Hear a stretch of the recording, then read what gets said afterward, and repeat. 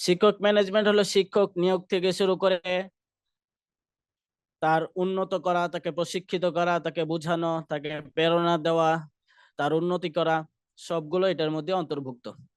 তো শিক্ষক ম্যানেজমেন্ট তার প্রথম যেই পর্যায়টা আসবে, প্রথম যেই পর্ব, সেটা হলো শিক্ষক নির্বাচন ও শিক্ষক নিয়োগ করা। তো আমরা প্রথমে যে ভুলটা করি সেটা শিক্ষক নির্বাচন করতে গিয়ে। তো আমাদের প্রথমেই দেখতে হবে আমার কিরকম শিক্ষক দরকার, সেই অনুযায়ী আমরা শিক্ষক নিয়োগ বিজ্ঞপ্তি ছাড়বো। যেমন স্বচ্ছ নিয়োগ প্রক্রিয়া, অনেক অনলাইনের মধ্যে দেখা যায় যে নিয়োগ বিজ্ঞপ্তি ছেড়েছে কিন্তু বেতন আলোচনা সাপেক্ষে। তো আপনি কেন বেতন আলোচনা সাপেক্ষে রাখবেন? আপনি নির্দিষ্ট একটা বেতন স্কেল করেন, এত থেকে এত, 15 থেকে 20 হাজার টাকা। তারপর আপনি যখন যাবে তখন তার যোগ্যতা অনুযায়ী 15 থেকে 20 সে নির্ধারণ করবে। তো এটা খুবই স্বচ্ছ রাখতে হবে, বেতন, তারপর সে কি কি সুবিধা পাবে, সবগুলো স্বচ্ছ রাখতে হবে। তো আপনি যদি স্বচ্ছ না রাখেন, সে যখন আপনার প্রতিষ্ঠানে ঢুকবে তখন দেখা যাবে যে বিভিন্ন ধরনের সমস্যা হয়। আপনি বলছিলেন এইগুলো দিবেন, এইগুলো দেন না কেন, অন্য প্রতিষ্ঠানে এইগুলো দেয়। তো এগুলো খুবই স্বচ্ছ রাখতে হবে, লেনদেন খুবই স্বচ্ছ, ইসলামী মুআমালাত এইগুলোর ব্যাপারে খুবই কঠোর। স্বচ্ছ নিয়োগ প্রক্রিয়া, পূর্ব ঘোষিত নীতিমালা অনুসরণ করা। আপনার যে বেতন স্কেল থাকবে, যে সুযোগ সুবিধা থাকবে, কি কি বেতন বোনাস পাবে, কি কি দায়িত্ব থাকবে, সবগুলো বুঝিয়ে দেন। তারপর বিষয়ভিত্তিক পরীক্ষা। তো আমরা যেহেতু মাদ্রাসা অঙ্গনে আছি, তো যারা প্রফেশনাল অঙ্গনে আছে, স্কুল পরে আপনার অফিস, তারা নিয়োগ প্রক্রিয়ায় খুবই জটিল নেয়। তাদের ইসলামিক স্কুল বা ভালো ধরনের ক্যাডেট মাদ্রাসা, ওখানে নিয়োগ প্রক্রিয়ায় অনেক ঝামেলা হয় এবং একটা নিয়োগ গেলে দেখবেন অনেক কিছু করতে হয়। তো আমরা যেহেতু খুবই সাধারণভাবে নেই, তো এই বিষয়ে আমরা একটু দেখব। তো আপনারা যখন নিবেন তখন বিষয়ভিত্তিক পরীক্ষা, আমরা একটু চারটা একটু শেষ করে তারপর একটু বলতেছি। বিষয়ভিত্তিক পরীক্ষা নিবে, তো আপনি যে বিষয়ে উস্তাদ নিবেন সেই বিষয়ে আপনি আহ পরীক্ষা করবেন। আপনি ইংরেজি নিতে চাচ্ছেন অত বাংলা বিষয়ে, আরবি বিষয়ে, সেই বিষয়ে পরীক্ষা। তো মৌখিক সাক্ষাৎকার, এটা একটু সামনে আসতেছে একটু আলোচনা। যোগাযোগ দক্ষতা ও ব্যক্তিত্ব মূল্যায়ন করা মৌখিক সাক্ষাৎকারের মাধ্যমে। তার নৈতিক মূল্যবোধ, তার আখলাক কিরকম, আচার ব্যবহার কিরকম, ভাষা কিরকম, এগুলো যাচাই করা। তো আমরা নিয়োগ প্রক্রিয়ার মধ্যে দুইটা জিনিস, একটা হলো সিবি, কারিকুলাম ভাইটা, আর একটা হলো ইন্টারভিউ। তো সিবি আমরা অনেক মাদ্রাসায় নেই না, শুধুমাত্র আপনার ইন্টারভিউ, যেটা মৌখিক ভাবে কিছু কিছু প্রশ্ন উত্তর করা। তো আমরা চেষ্টা করি দুটোই অ্যাপ্লাই করার জন্য। তো যখনই কোনো শিক্ষক আসুক, সে একজন আসুক, দুইজন আসুক, তিনজন আসুক, 10 জন আসুক, যতজনই আসুক, তার সিভি তৈরি করে দেওয়া, যে আপনি আসছেন ঠিক আছে, তো আমাদের এখানে নিয়ম হলো আপনি একটা সিভি লিখে নিয়ে আসেন, আপনার জীবন বৃত্তান্ত লিখে নিয়ে আসেন। তো জীবন বৃত্তান্তের মধ্যে তার পরিচয়, তার যোগ্যতা, তার এডুকেশন, তার স্কিল, তার এক্সপিরিয়েন্স, এগুলো থাকবে। তো এগুলো আপনি দেখলেন, দেখার পর আপনার এক নজরে চলে আসলো, তারপর আপনি পরীক্ষা নিলেন, ইন্টারভিউ যেটাকে বলে। তো ইন্টারভিউ নেওয়ার সময় বিষয়ভিত্তিক আপনি নেওয়ার চেষ্টা করবেন। তো আপনি যখন শিক্ষক নিয়োগ করবেন, সর্বপ্রথম যে জিনিসটা সেটা হলো আপনি যোগ্য এবং প্রশিক্ষিত শিক্ষক নেওয়ার চেষ্টা করবেন। তো যোগ্য প্রশিক্ষিত হওয়ার পর তার আমানতদারিতা, তার আখলাক, এগুলো দেখবেন। শুধুমাত্র দেখলেন যে বড় বড় সার্টিফিকেট আছে, ডিগ্রি আছে, এগুলো দেখার পর সে আমানতদার না, তাহলে দেখবেন তাকে আপনি সিসি ক্যামেরা দ্বারা নিয়ন্ত্রণ করতে পারছেন না। অনেক প্রতিষ্ঠানে দেখা যায়, আমি গিয়েছিলাম এক ইসলামিক স্কুলের মধ্যে, যাত্রাবাড়ি। তো ওখানে অফিস রুমে বসেছিলাম, তারপর ওনাদের ক্লাসরুম, প্রত্যেক ক্লাসরুমে সিসি ক্যামেরা দেওয়া। তো উনি অফিসে বসে মনিটর করছেন, দেখাচ্ছে যে একজন শিক্ষক ওনার ডেস্কে, মানে এরকম টেবিল দাও, টেবিলে মাথা রেখে ঘুমাচ্ছে। তো যদি আমানতদার না হয়, তাহলে আপনি সিসি ক্যামেরা দিয়েও তাকে নিয়ন্ত্রণ করতে পারবেন না। তার দায়িত্ববোধ থাকতে হবে, তার সততা, তার চরিত্র এবং তার আমল আখলাক, এগুলো ঠিক রাখতে হবে। আমরা যেহেতু দ্বীনি শিক্ষা প্রতিষ্ঠানে আছি, তো আমাদের আমল আখলাক এটা হলো সবচেয়ে জরুরি বিষয়। আপনার একটু আলোচনা করা দরকার ছিল, তো সময় বেশি নেই। তো শিক্ষক নির্বাচন ও নিয়োগের ক্ষেত্রে আমি চারটা বিষয় সবসময় খেয়াল রাখবো: স্বচ্ছ নিয়োগ প্রক্রিয়া, বিষয়ভিত্তিক পরীক্ষা, মৌখিক সাক্ষাৎকার, নৈতিক মূল্যবোধ। আর আমরা দুইটা জিনিস অ্যাপ্লাই করার চেষ্টা, একটা হলো সিভি, জীবন বৃত্তান্ত লিখে নিয়ে আসো, এখন সে লিখে নিয়ে আসুক অথবা মাদ্রাসায় বসে লেখুক। আরেকটা হলো মৌখিক সাক্ষাৎকার, ইন্টারভিউ। তারপর আপনি একজন শিক্ষককে নিয়োগ করলেন, শিক্ষক নিয়োগ করার পর আমরা বলি হ্যাঁ ক্লাসে চলে যাও, ক্লাস নিয়ে আসো। এরকম করা ভুল। আপনি আগে এই মাদ্রাসা সম্পর্কে, আপনার শিক্ষণ পদ্ধতি, বই সম্পর্কে, ছাত্র সম্পর্কে, অভিভাবক সম্পর্কে, এলাকা সম্পর্কে, সবকিছু সম্পর্কে তাকে আগে অবহিত করুন। তারপর আপনি ক্লাসে পাঠান। তো নতুন শিক্ষককে প্রতিষ্ঠানের সংস্কৃতি, নীতিমালা, কাজের পরিবেশে দ্রুত মানিয়ে নিতে সাহায্য করা অত্যন্ত গুরুত্বপূর্ণ। তো এটাকে আমরা ওরিয়েন্টেশন প্রোগ্রাম বলি। ওরিয়েন্টেশন মানে তাকে প্রথমে সবকিছু সম্পর্কে ধারণা দেওয়া। এটা আপনি দিতে পারেন অথবা সিনিয়র শিক্ষক দ্বারাও দিতে পারেন। প্রথম হলো প্রাতিষ্ঠানিক নীতি ও লক্ষ্য, প্রাতিষ্ঠানিক দর্শন, উদ্দেশ্য, মূলনীতি সম্পর্কে আলোচনা। আপনার প্রতিষ্ঠানের মধ্যে কি কি উদ্দেশ্য আছে, লক্ষ্য আছে, সেগুলো সম্পর্কে আপনি জানালেন। তারপর শিক্ষা দর্শন ও পদ্ধতি, শিক্ষা দর্শন ও পদ্ধতি, আপনি কি কি পদ্ধতি, আপনি খেলার ছলে পড়ান নাকি আপনি বেশি লেখার মধ্যে জোর দেন, আরবির মধ্যে জোর না জেনারেল বিষয়ে জোর, এগুলো সম্পর্কে তাকে পরিষ্কার ধারণা দিতে হবে। শিক্ষা প্রতিষ্ঠান, শিক্ষাদান পদ্ধতি, পাঠ্যক্রম, মূল্যায়ন প্রক্রিয়া, আপনি কি প্রতি সপ্তাহে পরীক্ষা নেন নাকি মাসিক পরীক্ষা, কয়টা পরীক্ষা, কিভাবে মূল্যায়ন করেন, দৈনন্দিন রুটিন ও দায়িত্ব, তাকে ক্লাস কয়টা নিতে হবে, তারপর আপনার প্রশাসনিক কাজ, তাকে কোনো মাদ্রাসার প্রশাসনিক কাজ করতে হবে কিনা, অফিসের কোনো কাজ আছে কিনা, সহায়ক সেবা ও সুবিধা, তাকে শিক্ষা উপকরণ দিলেন, কিছু বই দিলেন, খাতা দিলেন, কলম দিলেন, লাইব্রেরির মধ্যে তাকে অ্যাক্সেস দিলেন, তাকে ঢোকার পারমিশন দিলেন, প্রযুক্তিগত সহায়তা, তাকে হয়তো মোবাইল দিলেন হালকা পাতলা, যেটা আমরা দিতে পারি, তা অন্যান্য যত সুবিধা আছে ওগুলা দিলেন। তো একটি কার্যকর ওরিয়েন্টেশন প্রোগ্রামের ফলে নতুন শিক্ষক প্রতিষ্ঠানের সংস্কৃতির সাথে দ্রুত খাপ খাইয়ে নিতে পারেন এবং আত্মবিশ্বাসের সাথে তার দায়িত্ব পালন শুরু করতে পারেন। তো আমরা শিক্ষক নিয়োগ করার পর তাকে আগে মাদ্রাসার জন্য আহ প্রস্তুত করব। অনেক সময় দেখা যায় শিক্ষক আসে, তাকে পাঠিয়ে দিলাম কায়দা পড়াইতে, তো সে বললো কি হ্যাঁ কায়দা পারতেছে না, আবার নতুন থেকে এরকম দেখা যায় দুই তিনজন শিক্ষক নতুন নতুন নতুন, তখন দেখা যায় 2-3 বছর হয়ে গেছে, ছাত্র ছাত্রী সে কায়দাতেই বসে আছে, তার নাজেরাও নাই, হিফজও নাই।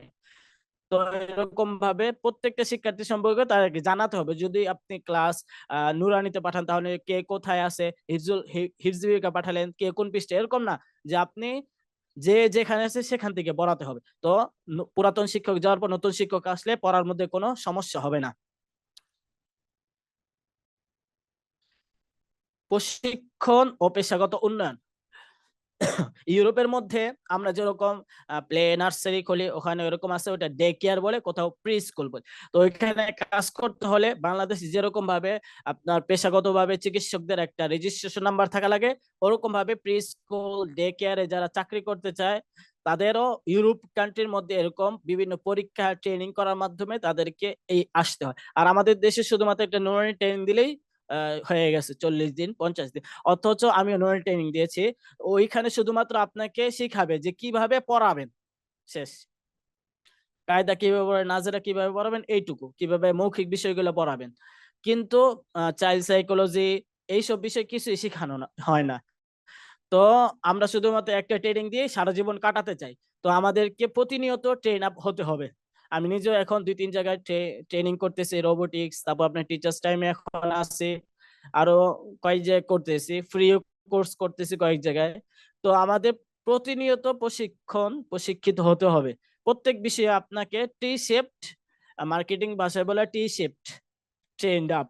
টি শেপড মানে আপনাকে টি এর মতো লম্বা এরকম সব বিষয়ে ধারণা থাকতে হবে। আর টি এর যে লেজটা থেকে ওরকম যে কোনো এক বিষয়ে আপনাকে পারদর্শী হতে হবে। তো সব বিষয়ে আপনাকে জ্ঞান থাকতে হবে। তো প্রশিক্ষণ ও পেশাগত উন্নয়ন, তো শিক্ষা যেহেতু সবসময় পরিবর্তন হচ্ছে, শিক্ষার প্রযুক্তি, শিক্ষার কন্টেন্ট, বই সবগুলো, এই জন্য প্রত্যেক সময় আমাকে আপডেট রাখতে হবে।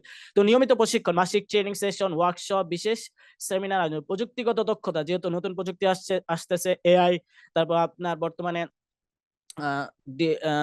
ভিআর আরো সামনে আসবে, তো এগুলো সম্পর্কেও আপনাকে ধারণা রাখতে হবে। ডিজিটাল ক্লাসরুম, নতুন প্রযুক্তি, আধুনিক শিক্ষণ পদ্ধতি ব্যবহার করার প্রশিক্ষণ, মেন্টরশিপ প্রোগ্রাম, অভিজ্ঞ সিনিয়র শিক্ষক থেকে নতুন জুনিয়র শিক্ষকদের গাইডনেস। তো আপনাকে দুইটা বিষয় খেয়াল রাখতে হবে। একটা হলো নিজেই ট্রেন আপ হওয়া, একজন পরিচালক সেই প্রশিক্ষক সেই প্রতি সপ্তাহে একটা করে বিষয় নিল, প্রত্যেক সপ্তাহে হয়তো ক্লাস বন্ধ করে অথবা ক্লাসের বাইরে আধা ঘন্টা 1 ঘন্টা, অথবা আপনি এখান থেকে বিভিন্ন ভিডিও পাইলেন, ওই ভিডিও গুলো দেখাইলেন। তো এই প্রত্যেক সপ্তাহে আপনি একটা সময় রাখলেন, যে সময় সবাই নিয়ে একটা আলোচনা করলেন। তো আপনি প্রত্যেক সপ্তাহে এরকম আলোচনা করলে দেখা যাবে প্রতি মাসে 4টা বিষয়। তো এটা হলো আপনার কাজ। আরেকটা হলো আপনি বাহির থেকে প্রশিক্ষক আনান। অনেক সময় নিজে আলোচনা করলে শিক্ষকরা গুরুত্ব দেয় না, তো বাহির থেকে প্রশিক্ষক আনান, যদি পারেন অনেক ভালো প্রশিক্ষক আনান, মুআল্লিম একাডেমি থেকে নেন। তো তারা গিয়ে প্রশিক্ষণ করলো 2-3 দিনের, তো দেখা গেল তারা আরো ভালো সার্ভিস দিতে পারবে। তো এখানেও কিছু উদাহরণ দেওয়া হয়েছে, 2বার বছরে কমপক্ষে 2বার আপনার শিক্ষকদেরকে বাহিরের প্রশিক্ষক দ্বারা প্রশিক্ষণ করান, তাহলে ফিডব্যাক পাবেন। আপনি যদি তাদেরকে ভালো মতো প্রশিক্ষণ না করান, তাহলে ওই আগের মতোই সার্ভিস পাবেন। তো এই বিষয়টা খুবই গুরুত্বপূর্ণ। একটা হলো নিজেও কিছু করান, আপনি হয়তো ভিডিও দেখান, আর বাহির থেকে প্রশিক্ষণ। দায়িত্ব বন্টন, আগে বলা হয়েছে যে আপনি প্রতিষ্ঠান চালাতে গেলে আপনি একা কখনো কাজ করতে পারবেন না, তো আপনাকে সবাইকে কিছু কিছু দায়িত্ব দিতে হবে। কাউকে অফিসে দায়িত্ব দিলেন, সে ডায়েরি লিখলো, কেউ খাতা হাতের লেখা দিল, কেউ অভিভাবকদের সাথে মোবাইলে যোগাযোগ করলো, তো সবাইকে কিছু কিছু দায়িত্ব বন্টন করে দিতে হয়। তো দায়িত্ব বন্টন করার সময় সবকিছু খেয়াল রাখতে হবে, যে আমি দায়িত্ব বন্টন করতেছি, কিছু শিক্ষক পাইলাম যে সে একটু সরল, তাকে অনেক দায়িত্ব দিয়ে দিলাম, আবার কিছু আছে একটু কঠিন, দায়িত্ব নিতে চায় না, তাকে অল্প দায়িত্ব দিলাম, তো দেখা যায় দায়িত্ব নিয়ে অনেক ঝামেলা হবে। তো দায়িত্ব দেওয়ার সময় দাঁড়িপাল্লা এরকম দেখতে হবে যে সবার দায়িত্ব সমান।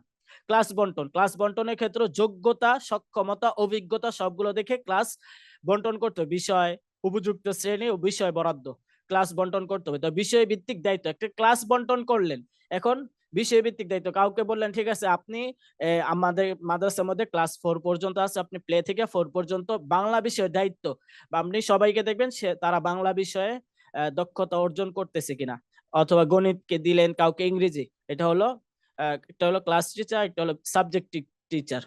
আর একটা হলো প্রশাসনিক কাজ, বিভিন্ন অফিসে দায়িত্ব থাকে, তারপর নাজিমা তালিমাতে দায়িত্ব থাকে, দারুল কামার দায়িত্ব থাকে, তো সবাইকে ভাগ করে দিলেন। তো দায়িত্ব বন্টনের ক্ষেত্রে আমাদেরকে দাঁড়িপাল্লার কাজ করতে হবে, দাঁড়িপাল্লা অনুযায়ী সবাইকে ভাগ করে দেবে, কাউকে বেশি না, কাউকে কম না। এবং দায়িত্ব বন্টনের ক্ষেত্রে পরিচালক এটা খুবই খেয়াল রাখতে হবে, নিজেও কিছু কাজ নেন। যদি সবাইকে দায়িত্ব, আপনি অফিসে বসে বসে এসির বাতাস খেলেন, তাহলে বলবো যে সেই তো নিজে কাজ করে, তাহলে আমরা কি কাজ করব। এখানে একটা উদাহরণ দেওয়া আছে, উদাহরণটা পরে দেখে নিন। শিক্ষণ কার্যক্রম পর্যবেক্ষণ, এটা সবচেয়ে গুরুত্বপূর্ণ। আপনি শুধুমাত্র পরিচালক হয়েছেন আর আপনি ঘুরতেছেন, শেষ, এটাই আপনার কাজ না। আপনি নিজে কিছু ক্লাস কমান, আপনি 8টা জায়গায় আপনি 5টা ক্লাস নেন, বাকি 3টা ক্লাস, সবগুলো ক্লাস ঘুরে ঘুরে দেখেন কে কি করতেছে, তারপর আপনার কিভাবে ক্লাস নিচ্ছে, সমস্যা হচ্ছে কিনা, ওইদের সাথে কথা বলেন। তো এরকম পর্যবেক্ষণ করা, নিয়মিত ক্লাস পরিদর্শন করা, প্রত্যেকদিন আপনি ক্লাস ভিজিট করেন, তাহলে শিক্ষক অ্যাক্টিভ থাকবে। শিক্ষণ পদ্ধতি পর্যবেক্ষণ, শিক্ষক কিভাবে পড়াচ্ছে সেটা খেয়াল রাখুন। তারপর শিক্ষার্থীদের মতামত সংগ্রহ, এটা যদিও অনেক শিক্ষকের কাছে মানে অবমূল্যায়ন বা এরকম দেখায়, কিন্তু আপনি এরকম ভাবে শিক্ষার্থীদের থেকে মতামত নেবেন যেন শিক্ষক জানতে না পারে, তাহলে আপনার কাজ হয়ে যাবে, শিক্ষকেরও বদনাম হবে না। তো শিক্ষার্থীদেরকেও মতামত নিতে হবে, তবে ছোট শিক্ষার্থীদের থেকে না নেওয়া, একটু বুঝমান শিক্ষার্থী এরকম না, যারা ভালো প্রত্যেকদিন মাদ্রাসায় আসে। দুর্বলতা চিহ্নিত করেন, এখন আপনি সবকিছু দেখলেন, শিক্ষক কিভাবে পড়ায়, শিক্ষার্থীদেরকেও নিলেন, কিভাবে কোন জায়গায় সে দুর্বল আছে সেই জায়গায় আপনি নির্ধারণ করে সেই জায়গায় উন্নত করতে বলেন, আপনার এই জায়গায় সমস্যা আছে, এই জায়গায় একটু ভালো করেন। তারপর আপনি দুর্বলতা চিহ্নিত করলেন, কিন্তু এখন দুর্বলতা কিভাবে কাটাবে তার জন্য গঠনমূলক গাইডলাইন করার জন্য আপনি 2টা কাজ করতে হবে, একটা পথ দেখাই দিতে হবে, একটা উৎসাহ দিতে হবে। 2টা, উৎসাহ না দিলে সে বলবে হ্যাঁ আমি ভালো মতো পড়াইতেছি, তিনি দেখেন না, এই সেই এগুলো বলবো। তো আপনাকে উৎসাহ দিতে হবে, আবার পরামর্শ দিতে হবে যে আপনার এই দুর্বলতা আছে, এই দুর্বলতা আপনি কিভাবে কাটাবেন সেটাও দেখাই দিতে হবে। তো পর্যবেক্ষণ করা, প্রত্যেকদিন, প্রতি সপ্তাহ, প্রতি মাসে, প্রতি বছর আপনি নির্দিষ্ট করে নেবেন যে আপনি কখন পর্যবেক্ষণ করবেন ক্লাসের মধ্যে। তো নিয়মিত ক্লাস পরিদর্শন করবেন, শিক্ষার্থীদের থেকে পারলে অভিভাবকদের থেকে সংগ্রহ করেন, তারপর দুর্বলতা চিহ্নিত করেন, তারপর ওই দুর্বলতা কিভাবে কাটানো যায় সেটা এখানে একটা পদ্ধতি দেওয়া আছে, আপনি কিভাবে করতে পারেন।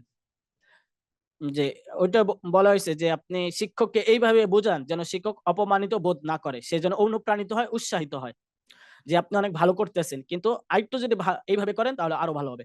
কর্ম পরিবেশ ও সহায়তা, তো আমাদের মাদ্রাসাগুলোর মধ্যে পরিবেশ সৃষ্টি করা একটু সমস্যা হয়, যেহেতু মাদ্রাসা আমাদের প্রাইভেট মাদ্রাসা, ভাড়া করা মাদ্রাসা, জায়গা সংকুলন হয় না, এরকম ফ্যাসিলিটি দেওয়া যায় না। তারপর যতটুকু পারা যায় পরিষ্কার শ্রেণীকক্ষ, স্বাস্থ্যকর ও আকর্ষণীয় পরিবেশ পাঠদানের সুবিধা।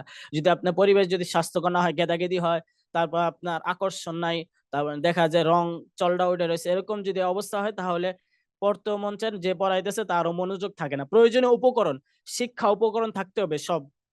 তারপর আপনার আধুনিক সুবিধাদি নিশ্চিতকরণ, ইতিবাচক পরিবেশ, একজন আরেকজনকে সাহায্য সহযোগিতা করা, সম্মানের পরিবেশ তৈরি, সবাই যেন সম্মান। শিক্ষকতার পেশা বর্তমান বাংলাদেশে যদি একটু নিম্নমানের পেশা, একটু আগে যেটা বললাম, আপনার ইউরোপের মধ্যে সবচেয়ে বেশি আপনার শিক্ষার বিষয়ে এগিয়ে আছে ফিনল্যান্ড। তো তাদের দেশে সবচেয়ে বেশি বেতন শিক্ষকদের, এবং সবচেয়ে মেধাবী ছাত্ররা শিক্ষক হতে পারে। সবাই শিক্ষক হতে পারে। আর আমাদের বাংলাদেশের শিক্ষক হয় যারা দুর্বল থাকে, ব্যবসা করতে পারে না, পরিবারের জন্য বোঝা, তার আগে শিক্ষকের একটা নোয়েল ট্রেনিং দেওয়া, অথবা কোনো ট্রেনিং ছাড়াই যে মাদ্রাসাগুলোর মধ্যে দরকার বেশি, ওখানে গিয়ে শিক্ষকতার পেশায় জড়িত হয়। তো আমাদের প্রয়োজন যে সম্মান তৈরি করা। যদি সে সম্মানই না পায়, এই জন্য দেখবেন অনেক যে ফেসবুকে বিভিন্ন পোস্ট করে যে আহ, আহ, যদি আমি ব্যবসায় জড়াই যাই তাহলে আমি শিক্ষকতার পেশার চাইতে বেশি সম্মান পাবো, আর বেশি বেতন টাকাও পাবো। তো সম্মানের পরিবেশ তৈরি, এখানে আসছে যে সম্মান পাওয়ার জন্য, সে টাকার জন্য আসে নাই। সে 10-12 হাজার টাকা ব্যবসা করলে এখন 30-40-50 হাজার 1 লাখ টাকা পাওয়া যায়। তো সম্মানের পরিবেশ তৈরি, সম্মান দিবেন সবাইকে। অনেক পরিচালক দেখা যায় খোটা মেরা কথা বলে, এই করে, সে এগুলো করা যাবে না। তো এখানে একটা উদাহরণ দেওয়া আছে, তো এটা যদি একটা অনেক উঁচু পর্যায়ের উদাহরণ, তো এটা একটু দেখে নিবেন যে এরকম একটা অফিস তৈরি করা, সেখানে বিশ্রামের জন্য আসবাবপত্র রাখা, পেশাগত বই পড়ার সুবিধা, চা কফির ব্যবস্থা, তারপর আলোচনার জন্য উপযুক্ত পরিবেশ, এরকম করে কিছু ব্যবস্থা আপনি করতে পারেন। শিক্ষক শিক্ষার্থী সম্পর্ক উন্নয়ন, আপনি একটা ক্লাস হইলে ধরেন আপনার গণিত ক্লাসটা আমাদের জন্য একটু বিরক্তিকর এবং ব্রেনের মধ্যে চাপ পড়ে। তো আপনি একটা গণিত ক্লাস হলো, গণিত ক্লাসের পরই আপনি ঢুকলেন বাংলা ক্লাস করানোর জন্য। এখন শিক্ষার্থীরা তো এমনি তাদের ব্রেনের মধ্যে চাপ নিয়ে বসে আছে। এখন যদি আপনি বললেন এই পড়ো ক খ, তারা কি পড়বে? পড়বে না। এই জন্য তাদেরকে ক্লাসে ঢোকার পরে তাদের আগে মানসিক অবস্থা চেঞ্জ করতে হবে। এই জন্য আপনি ঢোকার পরে তাদের সাথে একটা সম্পর্ক তৈরি করতে হবে। আমরা কি পড়েছি, বিভিন্ন জিজ্ঞাসা এগুলো সামনে আসবে। তো এরকম ভাবে, তো আন্তরিক যত্ন, প্রত্যেকটা বাচ্চাদের মনের যত্ন দিতে হবে। আপনারা যে বই নিয়েছেন ওখানে একটা বিষয় লেখা আছে, যদিও বিস্তারিত এখানে দেওয়া নেই, অন্য বিষয়ে আলোচনা নিয়ে আসছে 5টা ডোমেইন। আমরা শিক্ষার্থীদেরকে ক্লাসের মধ্যে 5টা বিষয় শিক্ষা দিব। একটা হলো শারীরিক, মানসিক, সামাজিক, আবেগিক, আরেকটা হলো জ্ঞানীয়। এই 5টা বিষয় দিব। এখানের মধ্যে একটা বিষয় আছে মানসিক, আবেগিক ও মানসিকের মধ্যে পড়ে। তো মানসিক বিষয়টা আমরা খেয়াল রাখবো, সে বেশি রেগে যাচ্ছে কিনা, তাকে বেশি ক্লান্ত কিনা, এই বিষয়গুলো আমরা খেয়াল রাখবো। আদর্শ হয়ে ওঠা, শিক্ষক যেন শিক্ষার্থীদের জন্য আদর্শ হয়। শিক্ষার্থী যেন শিক্ষককে দেখেই কোনো কিছু শিখতে পারে। কার্যকর যোগাযোগ, তারা নিয়মিত কথাবার্তা বললো। বিভিন্ন উদাহরণ দেওয়া যায়, সময় কম। এখানে একটা উদাহরণ দেওয়া আছে, দেখেন যে একজন অভিজ্ঞ শিক্ষক প্রতিদিন মূল পাঠ শুরু করার আগে 2 থেকে 3 মিনিট সময় নেয় শিক্ষার্থীদের সাথে বন্ধুত্বপূর্ণ আন্তরিক আলোচনা করে। তিনি তাদের সমস্যা সমাধান, পারিবারিক খোঁজ খবর এবং ব্যক্তিগত আগ্রহের বিষয়গুলো জানার চেষ্টা করেন। এই সহজ কিন্তু কার্যকর পদ্ধতির ফলে শিক্ষার্থীরা তার ক্লাসে অধিক আগ্রহ মনোযোগী হয় এবং একাডেমিক ফলাফলে উল্লেখযোগ্য উন্নতি পরিলক্ষিত হয়। কিন্তু যখন আপনি শিক্ষকদের সাথে এই বিষয়টা আলোচনা করতে যাবেন, তখন দেখবেন শিক্ষক গল্প করে ক্লাসের মধ্যে। তখন যদি বলেন আপনি গল্প করেন কেন, তিনি বলেন হ্যাঁ আপনি তো গল্প করতে বলছেন। তো এই বিষয়টা তাদের একটু ভালো মতো বোঝানো এবং প্র্যাকটিক্যাল দেখায় দেওয়া যে এইভাবে করবেন। এরকম না যে আপনি ক্লাসের মধ্যে 10 মিনিট 15 মিনিট শুধু গল্পই করলেন, এরকম না। গিয়া বলেন এই তোমরা কি খাইছো, অথবা যে অমনোযোগী তাকে বলেন তুমি কি ভালো আছো, তুমি কি বাসায় খেয়ে আসছো, এরকম একটা পরিবেশ সৃষ্টি করলেন। শিক্ষক প্রশাসন যোগাযোগ, আপনার শিক্ষক অফিসের সাথে এবং আপনার সাথে ভালো একটা সম্পর্ক থাকতে হবে। এর আগেও বলা হয়েছে যে আপনার একজন শিক্ষকের সাথে আপনার একটু সম্পর্ক খারাপ, এবং আপনি অন্য শিক্ষকের সাথে দ্বারা তার সাথে যোগাযোগ করলেন যে অমুককে বলে দাও এই কথা, এরকম যেন আপনার সাথে যেন প্রত্যেকটা শিক্ষকের ভালো সম্পর্ক থাকে।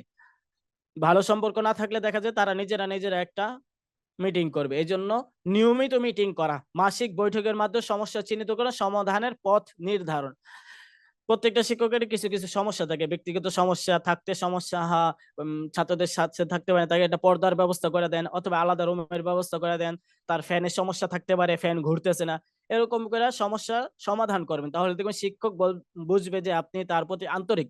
খোলামেলা আলোচনা, আপনি এরকম হবেন যে আপনার ভিতরে কিছু রাখবেন না, এরকম দেখাবেন যে আমার ভিতরে কিছু নাই, তোমরা কিছু লুকাবে না। স্বচ্ছতার সাথে সকল বিষয় নিয়ে আলোচনা এবং পারস্পরিক মতামত বিনিময়। এখানে একটা উদাহরণ দেওয়া আছে, যে শিক্ষকরা একটা মিটিং করছে, তারপর সমস্যা যত আছে খোলাখুলি বলা হয়েছে, প্রশাসনের সমাধানে আশ্বাস দেয়। এতে সম্পর্ক আরো দৃঢ় হয় এবং শিক্ষার মান উন্নত হয়েছে। এরকম না যে পরিচালকের সাথে অনেক শিক্ষকের দেখা যায় সমস্যা থাকে, তখন দেখা যায় ভায়া ভায়া হয়ে কথা বলে, এরকম যেন না হয়। প্রেরণা ও স্বীকৃতি, এটা বলা হয়েছে মোটিভেট করা। শিক্ষকদের বিভিন্নভাবে মোটিভেট করা যায়। মোটিভেট করলে তার তার কাজের মাত্রা বেড়ে যায়। তো মোটিভেট করার বিভিন্ন পদ্ধতি আছে। এখানে পুরস্কার ও সনদ দেওয়া। পুরস্কার এটা বিভিন্নভাবে দিতে পারেন। যেরকম সে বাৎসরিক শ্রেষ্ঠ শিক্ষক এরকম ভাবে দিলেন, শ্রেষ্ঠত্বের জন্য পুরস্কার। সনদ বলতে আপনি ক্রেস্ট দিলেন, বছর শেষে সবাইকে ক্রেস্ট। প্রশংসাপত্র প্রদানের মাধ্যমে শিক্ষকদের কৃতিত্বকে সম্মানিত করে। বিভিন্ন পুরস্কার দেওয়া যায় এবং বর্তমানে অনেক প্রতিষ্ঠানে বছর শেষে সবাইকে পুরস্কার দেয়, হয়তো 500 1000 এরকম ভাবে কাউকে ওভেন দেয়, বিভিন্ন পুরস্কার দেয়, আপনি পুরস্কার দিলেন। তারপর জনসম্মুখে প্রশংসা, বার্ষিক অনুষ্ঠান সবাই শিক্ষকদের অবদানের কথা তুলে ধরা, সকলের সামনে প্রশংসা করা। এখানে কেস স্টাডি আছে। একজন শিক্ষক পরীক্ষায় শ্রেষ্ঠ রেজাল্ট করানোয় পরিচালক থেকে বার্ষিক অনুষ্ঠানে সনদ দিলেন, পুরস্কারও দিতে পারেন। এর ফলে শুধু ওই শিক্ষকই না, অন্য শিক্ষকরা অনুপ্রাণিত হলেন, শিক্ষার মান সামগ্রিকভাবে উন্নত হলো। এটা হলো মোটিভেট। কারণ আপনি যদি কথা বলেন, কথার দ্বারা আপনি 5 মিনিট 10 মিনিট একদিন তার মধ্যে কাজ করবে, মোটিভেট হবে। যদি আপনি টাকা দেন, টাকার মাধ্যমে মানুষ বেশি মোটিভেট হয়। পুরস্কার দিলেন অথবা তার মর্যাদা, তার উন্নতি ঘটাইলেন, সে সহকারী শিক্ষক থেকে সাবজেক্টিভ শিক্ষক হলো, এরকম ভাবে তাকে পদোন্নতি করালেন। এটা হলো মোটিভেট করার জন্য কাজ। নৈতিকতা ও শৃঙ্খলা, এটাও একটু আছে যে আমরা আমল আখলাক ঠিক করার জন্য মাদ্রাসায় পড়াশোনা করা। তো আমাদের শিক্ষকরাও যেন নৈতিক আচার ব্যবহার, পোশাক পরিচ্ছদ, ভাষা সব দিক থেকে যেন পরিপূর্ণ হয়, এই জন্য তাদেরকে প্রস্তুত করা। নৈতিকতার দৃষ্টান্ত, ইসলামিক মূল্যবোধ নৈতিকতার প্রতিফলন ঘটানো এবং শিক্ষার্থীদের সামনে আদর্শ উপস্থাপন। নিয়ম শৃঙ্খলা মানা, সময়ানুবর্তিতা, পোশাক আশাক আচার ব্যবহার প্রতিষ্ঠানের নিয়ম কানুন অনুসরণ করা। যেখানে একটা কেস স্টাডি দেওয়া হয়েছে যে একজন শিক্ষক প্রত্যেকদিন ক্লাসে তার সময়ের আগে ঢুকে যান। প্রথম ক্লাসে, অন্যান্য ক্লাসে তো আর 5 মিনিট আগে ঢুকতে পারবেন না। প্রথম ক্লাসে আপনি 5 মিনিট আগে ঢুকে গেলেন, তাহলে দেখা যাবে অন্যান্য শিক্ষার্থীরাও তারাও সময় মতো মাদ্রাসায় আসবে, প্রতিষ্ঠানে আসবে এবং ক্লাসের ভিতরে সময় অনুযায়ী ক্লাস করা, এটা তাদের মধ্যে বসে যাবে। টিম ওয়ার্ক, সহযোগিতা, এটাও একটু আগে গিয়েছিল পরিচালকের গুণাবলীর মধ্যে, এখানেও একটু দেখেন। পারস্পরিক সাহায্য, পরস্পর একজন আরেকজনের সাথে সাহায্য করে, এটা কাজেও সাহায্য হতে পারে, অভিজ্ঞতাও সাহায্য হতে পারে, তারপর আপনি বিভিন্ন ধরনের টাকা পয়সা দিয়ে লেনদেন করা, এভাবে সাহায্য হতে পারে। পারস্পরিক সাহায্য করা, আপনি দেখেন একজন শিক্ষক তার বেতন 10,000 টাকা বা 12,000 টাকা, কিন্তু এই মাসে তার সমস্যা হলো, তাকে 1 মাসে বেতন অগ্রিম দিয়ে দিলেন অথবা অন্যভাবে সাহায্য সহযোগিতা করলেন। সহমর্মিতা, সহকর্মীদের সমস্যা সমাধানে এগিয়ে আসে এবং মানবিক আচরণ প্রদর্শন, এইখানে আপনাকে আগে আসতে হবে। এরকম না যে অন্য শিক্ষক ওই শিক্ষকের কাছে আগে পৌঁছায় গেল, আপনি পরিচালক হিসেবে ওই শিক্ষকের কাছে আগে পৌঁছাবেন, পৌঁছে তারপর আপনি সমস্যা শুনলেন। সমস্যা শুনলে মানুষের সান্ত্বনা আসে, তাহলে বুঝবে যে আপনি পরিচালক হিসেবে শিক্ষকদের প্রতি অনেক অনেক আন্তরিক। এই জন্য সমস্যায় পড়লে অন্য শিক্ষকদের থেকে পরিচালকের উচিত ওই সমস্যা জর্জরিত শিক্ষকের কাছে আগে যাওয়া এবং তাকে সাহায্য সহযোগিতা করা এবং প্রতিশ্রুতি দেওয়া, যদি না পারে সামনে ইনশাআল্লাহ করুক। সমন্বিত কাজ, সবাই মিলে একসাথে কাজ করা। এখানে একটা বাস্তব উদাহরণ দেওয়া হয়েছে যে একজন শিক্ষক হঠাৎ অসুস্থ হয়ে পড়েন, তখন বাকি 4 জন শিক্ষক আছে, তারা সবাই ভাগাভাগি করে ক্লাস করে নিলেন যে ঠিক আছে আপনার 2টা ক্লাস আমি নিব, অন্য 2টা ক্লাস অন্যজন নিবে, তাহলে দেখা যাবে প্রতিষ্ঠানের কাজও বন্ধ হবে না, সবাই একসাথে কাজ করতে পারবে।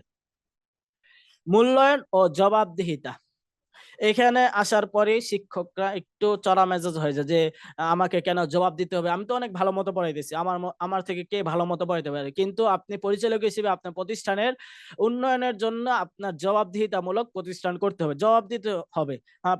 ছাত্ররা পারতেছে না কেন, আপনার আমি মাদানী নিসাব শিক্ষক প্রশিক্ষণ দিয়েছি গত বছর। ওইখানে ঢাকার হুজুর মুফতি আরিফ হক্কানী সাহেব, যিনি মাদানী নিসাবের মাদ্রাসাতুল মদিনার প্রথম বর্ষের ছাত্র একেবারে, উনি বলেছিলেন যে শিক্ষক যখন পড়ায় আর ছাত্র পারে না, তাহলে দোষটা শিক্ষকের, ছাত্রর না। শিক্ষক পড়াতে পারেন এই জন্য পারে নাই, এটা হলো মূল কথা। তিনি বলতেন, তিনি রাত্র ২টা-৩টা হইলো কোনো ছাত্র যদি ডাক দেয় তাহলে তার পড়াটা বুঝাই দেন। তো শিক্ষকের কাজ হলো পড়ানো এবং শিক্ষার্থী যেন পারে ওরকম ভাবে পড়ানো। তো ক্লাসের মান আপনার মূল্যায়ন করতে হবে, শিক্ষক কিভাবে পড়াচ্ছে, ক্লাসের মান ঠিক আছে কিনা, পাঠদানের কার্যকারিতা, সে পড়াইতেছে কিন্তু তার পড়ানোটা ঠিকভাবে হইতেছে না বা এটা কাজ করতেছে, তাহলে ভিন্ন পন্থা অবলম্বন করার জন্য তাকে পরামর্শ দেওয়া। শিক্ষার্থীদের সাথে সম্পৃক্ততা, সেই শিক্ষার্থীদের সাথে ভালো মানে বন্ডিং করতে পারে না, শিক্ষার্থীদের সাথে মানে দূরত্ব, তাহলে দূরত্বটাকে কমায় দেওয়ার প্রতি তাকে আহ্বান করা। শিক্ষাদানের পদ্ধতি মূল্যায়ন, সে কিভাবে শিক্ষাদান করতেছে, শিক্ষা দিতেছে, সেই শিক্ষাদান পদ্ধতিটাও মূল্যায়ন করবেন। এটা হলো ক্লাসের বিষয়। শিক্ষার্থীর উন্নতি, এখন সে ক্লাস করাইলো, এখন শিক্ষার্থীর উন্নতি হইলো কিনা ওইটা বিভিন্নভাবে আপনি যাচাই করবেন।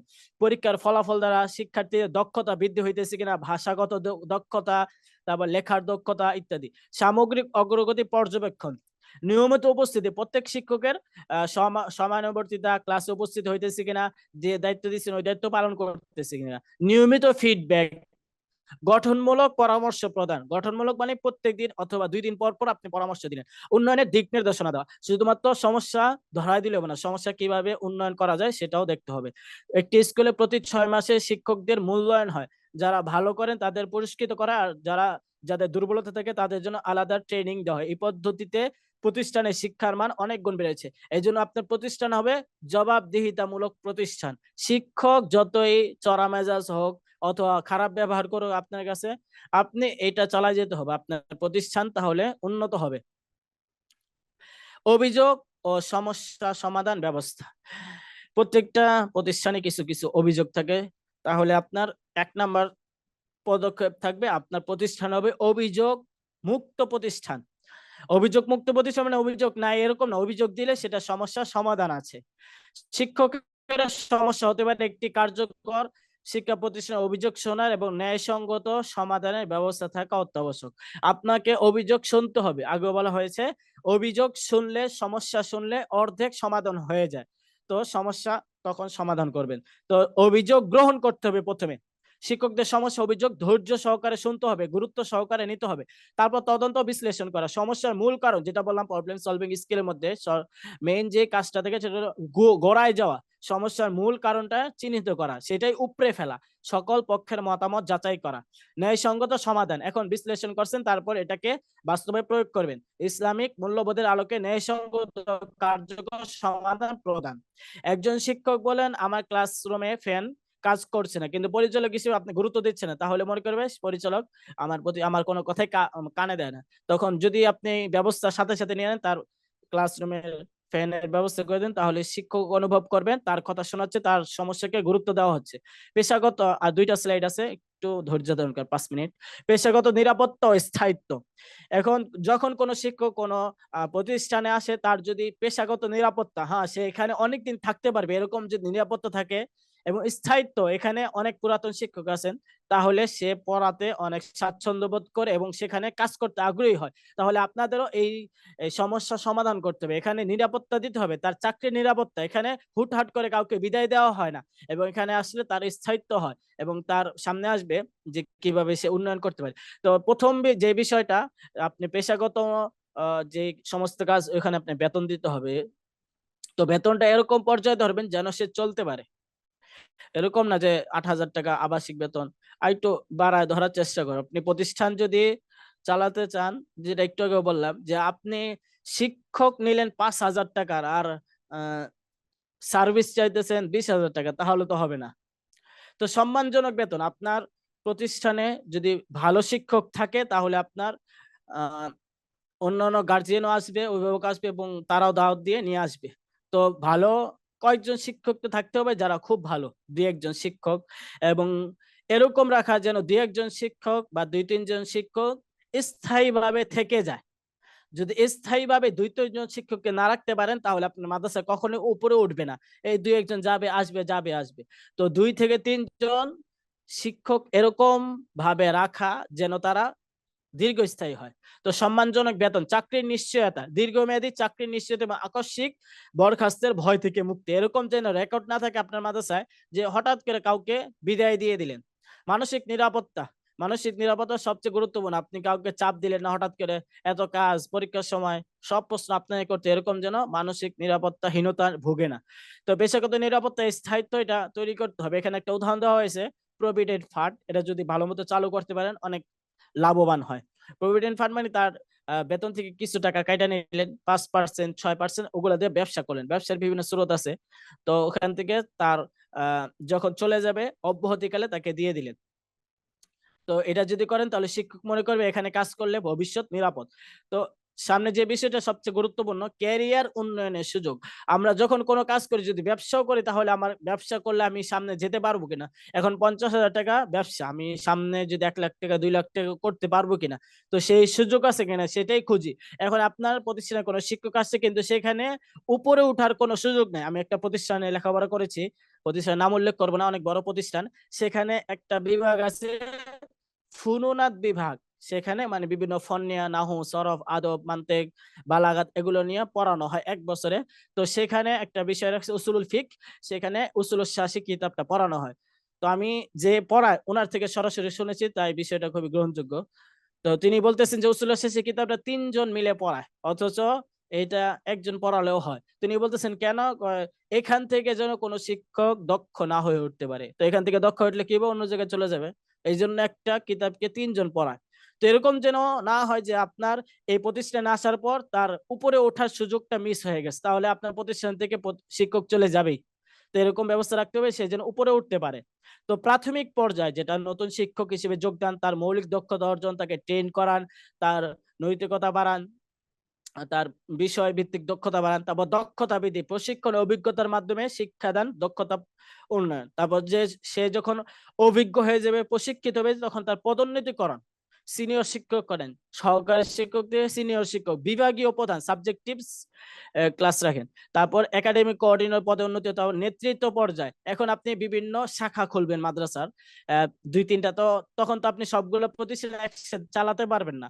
তখন আপনি যারা গ্রহণযোগ্য আছে, যারা নিরাপদে আছে, যাদের ভরসা মনে করেন, তাদেরকে এরকম নাইবে মুহতামিম, সহকারী পরিচালক হিসেবে করতে পারেন।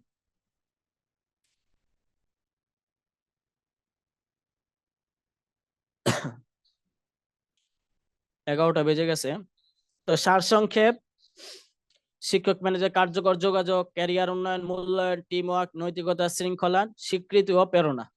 তো স্লাইড গুলো ইনশাল্লাহ দিয়ে দেওয়া হবে। স্লাইড গুলো একটু বিস্তারিত করা হয়েছে যেন পরবর্তীতে একটু নিজেরা পরে ফায়দা নেওয়া যায়, এই জন্য একটু বিস্তারিত করা হয়েছে। পড়লে ইনশাল্লাহ ফায়দা হবে। তো যদি কারো প্রশ্ন থাকে শিক্ষক ম্যানেজমেন্টের বিষয়ে তো করতে পারেন। একজন প্রশ্ন করেছিলেন যে আহ, আমাদের মোয়াল্লিমিন একাডেমি থেকে কি কি কোর্স আছে পেইড এবং ফ্রি। আমাদের এই দুইটা কোর্স আছে যেগুলো আপনাদেরকে ফ্রিতে দেওয়া হয়েছে আপাতত। আর একটা কোর্স পরিচালক প্রশিক্ষণ কোর্স, যেটা পরিচালকের একদম A to Z গাইডলাইন দেওয়া হবে। এটা কোর্সটা আসতে হয়তো একটু লেট হইতে পারে, একটু দেরি হতে পারে, কিন্তু এটা আপাতত নেই। হ্যাঁ, তো আমাদের এখানে আপাতত দুইটাই। আনুমানিক কত মাস পরে আসবে? এটা আসলে অনেক ভালোভাবে গোছাচ্ছি তো তো 1 মাস বা 1 মাস না, আর একটু বেশি লাগতে পারে, 1.5 মাস বা 2 মাসের মধ্যে ইনশাল্লাহ আমরা চেষ্টা করব। বাকি এই শিক্ষক সার্টিফিকেশন কোর্স, এটাও আমরা এমন ভাবে সাজাচ্ছি, একটা রেকর্ড কোর্স হিসেবে সাজাচ্ছি, যাতে হচ্ছে আপনারা আপনাদের শিক্ষক, এই যে আজকে যে আলোচনাটা শুনলেন, তো শিক্ষকদেরকে আসলে ট্রেন করা অনেক প্রয়োজন। তো এই কোর্সটাও আমরা আরো ভালোভাবে রেকর্ড কোর্স হিসেবে আমরা আনবো ইনশাল্লাহ। এটা আপনাদের জন্য ফায়দা হবে, আপনাদের টিচারদেরকে ট্রেন করতে পারবেন।